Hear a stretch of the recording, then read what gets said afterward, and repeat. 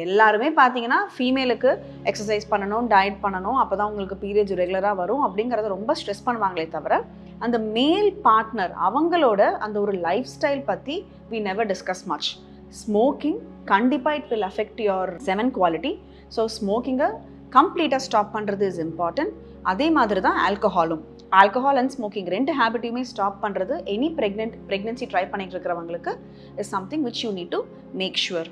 And நம்மளோட lifestyle, so நம்மளோட healthy ஈட்டிங்காக இருக்கட்டும், ஸ்லீப்பிங் ஹேபிட்ஸ், எக்ஸசைஸ், இது எல்லாமே நல்லா ஹெல்த்தியாக இருந்ததுனா தான் அந்த செமன் குவாலிட்டியும் அந்த ஒரு ஸ்பெர்மோட மொட்டிலிட்டியும் நல்லா இருந்து ஈஸியாக நம்மளுக்கு ப்ரெக்னென்ட் ஆகிறதுக்கு இட் வில் பி ஹெல்ப்ஃபுல்.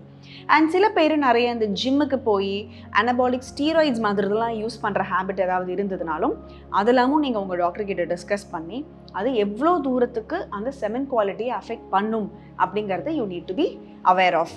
ஒரு மேல் பார்ட்னருக்கு ஈக்குவல் கான்ட்ரிபியூஷன் இந்த ப்ரெக்னென்சியில் இருக்கிறதுனால அவங்களும் அந்த ஒரு ப்ரீ ப்ரெக்னென்சி கவுன்சிலிங் மாதிரி you have to approach the doctor and C ஏதாவது நம்மளுக்கு ஒரு சேஞ்சஸ் தேவையா, நம்ம என்னெல்லாம் நம்மளோட லைஃப் ஸ்டைல் மாடிஃபிகேஷன் பண்ணணும் அப்படிங்கிறத ரியலைஸ் பண்ணோம்னா தான் அந்த ஒரு ப்ரெக்னென்சிங்கிறது ஒரு ஈஸியாக நடக்கக்கூடிய ஒரு விஷயமா ஆகும்.